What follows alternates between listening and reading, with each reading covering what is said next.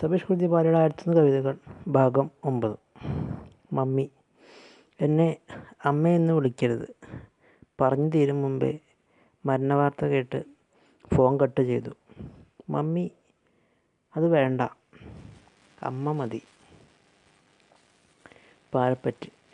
മുകളിലേക്ക് പോകുന്തോറും തിരിച്ചറിഞ്ഞില്ല എത്രത്തോളം ഉയർച്ച നിന്നാണ് താഴേക്ക് ഊർന്ന് വീണതെന്ന്. ഗാർഡൻ.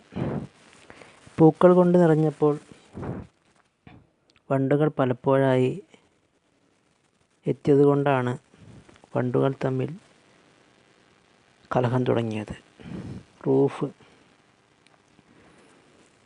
ഉയരത്തിൽ കെട്ടി ഉയർത്തിയപ്പോൾ ഓർത്തില്ല താഴ്ചകളാണ് താഴ്മകളെന്നും ആരംഭം താഴ്മയിൽ നിന്നാണെന്നും. ഗാർഡനർ. കർത്തവ്യമെന്തെന്ന് തിരിച്ചറിഞ്ഞത് പൂക്കളെ സ്നേഹിച്ചവർ പൂന്തോട്ടത്തിൽ അടിച്ചപ്പോഴാണ്. ചേഞ്ച്. കല്ലിൽ അരച്ചെടുക്കാൻ സമയമേറെ എടുത്തവരായിരുന്നു പണ്ട്. ഇന്ന് തിരക്കുകൾക്ക് അവധി കൊടുത്ത് രോഗത്തെ ഏറ്റുവാങ്ങിയതും അവരാണ്. പോയിൻ്റ്. ലക്ഷ്യം വച്ചതൊന്നും ഉന്നങ്ങളായിരുന്നില്ല. വെറുതെ ഒരു വഴി കണ്ടെത്തി സഞ്ചാരം ദുഷ്കരമായപ്പോഴാണ് ദീർഘവീക്ഷണങ്ങൾ പിറന്നത്. Swimming pool. വലിയൊരു കുളമായിരുന്നില്ല. ഹൃദയങ്ങളേറെ നിറച്ച് മാനവീയതകളെ സൃഷ്ടിച്ച് മനുഷ്യത്വങ്ങൾ പിറന്നത്. ഉണർത്തുപാട്ട്. പാടിയതൊക്കെയും മാനവ ജനതയ്ക്കൊരു ഉത്സാഹത്തിമർപ്പായിരുന്നു. പാടിത്തീർന്നപ്പോഴേക്കും ഉറങ്ങേണ്ടവരെ ഉറക്കത്തിലേക്ക് ആഴ്ത്താനും മറന്നുപോയി. ദുഃഖരേഖ. കണ്ണീരൊക്കെയും വറ്റിയത് ഇന്നലെയായിരുന്നു. വെയിലേറ്റ് തളർന്ന ആയുരാരോഗ്യത്തിൻ്റെ ദൈർഘ്യം അളക്കപ്പെട്ടത് അങ്ങനെയാണ്. ശീർഷകം. തലക്കെട്ടുകളൊന്നുമില്ലായിരുന്നു. ആദ്യ പിറവി തന്നെ വിസ്മയമായി തീർന്നത് അക്ഷരങ്ങൾക്കിടയിൽ മായാജാലം തീർക്കപ്പെട്ടപ്പോഴാണ്. വളപ്പൊട്ട്. കയ്യിൽ നിന്ന് വീണുടഞ്ഞ ആഴത്തിൻ്റെ അഗാധത അറിഞ്ഞിരുന്നില്ല. വറ്റി വരണ്ട നദീഹൃദയം തപിച്ചത് അവിടെ നിന്നായിരുന്നു.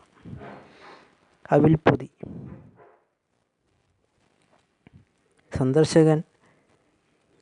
സന്ദർശനം നൽകാൻ മറന്നപ്പോഴാണ് സൗഹൃദത്തിൻ്റെ ആയുസ്സറിഞ്ഞത്. ആഴവും അഗാധതയും അളന്നെടുക്കപ്പെട്ടതും അപ്പോഴായിരുന്നു. കെടുതി. മഹാമാരിയായി പെയ്തിറങ്ങിയപ്പോഴൊന്നും ഓർത്തില്ല കോരിച്ചൊരിഞ്ഞതത്രയും നന്മയുടെ വർഷബിന്ദുക്കളായിരുന്നുവെന്ന്. അപ്രിയ സത്യം. വിളിച്ചു പറയേണ്ടിയിരുന്നില്ല എന്ന് തോന്നിയപ്പോഴേക്കും കാലഹരണപ്പെട്ട കാലത്തിൻ്റെ വികൃതികളിൽ നിഴൽ പിറന്ന് തിരഞ്ഞു മറിഞ്ഞുകൊണ്ടിരുന്നു. ദംശനം. തീണ്ടിയത് വിഷമാണെന്ന് തിരിച്ചറിഞ്ഞത് സ്വന്തമായൊരു ദുഷ്ടഹൃദയം നിർമ്മിച്ച് വിൽപ്പന ആരംഭിച്ചപ്പോഴാണ്. ചോക്ക്. നീട്ടിയൊന്നുരച്ച് കുറുക്കിയൊന്ന് വരച്ച് ഉരച്ചെടുത്ത് നൈമിഷികമായ നിധികളെ സംഭരിച്ചപ്പോഴാണ് ജീവിതം പരിപൂർണതയ്ക്ക് മുമ്പേ ചരമമടഞ്ഞത്. അന്തിത്തിരി. കത്തിത്തുടങ്ങും മുമ്പേ ഒടുങ്ങാനായിരുന്നു വിധി. വേണ്ടത്ര എണ്ണയില്ലാതെ തുണിക്കെത്ര മാർദ്ദവമുണ്ടായിരുന്നുവെന്ന് തിരിച്ചറിഞ്ഞത് അപ്പോഴാണ്. കാവ്യം. എഴുതി തുടങ്ങും മുമ്പേ ഉള്ളിലൊരു ജ്വാല കത്തിത്തുടങ്ങിയത് ഓരോ അക്ഷരങ്ങൾക്കിടയിലും ജീവിതത്തിൻ്റെ അംശം നിറഞ്ഞു തുളുമ്പിയപ്പോഴാണ്. മനോരോഗി. രോഗങ്ങളില്ലാത്തൊരു ലോകമുണ്ടെന്ന് ഒരുപാട് തവണ പറഞ്ഞിട്ടും തിരിച്ചറിയാൻ പറ്റാതെ പോയത് ഭ്രാന്തനെന്ന് വിളിച്ചപ്പോഴാണ്. മനോരോഗം. താളത്തിലൊന്നും തുള്ളിയിട്ടും വിതുമ്പാതെയിരുന്നത് എന്തിനാണ്? അജ്ഞാനികൾ വിജ്ഞാനികളെ അക്ഷരാഭ്യാസമില്ലാത്തവരെന്ന് വിളിച്ചത് അവിടെയായിരുന്നില്ലേ?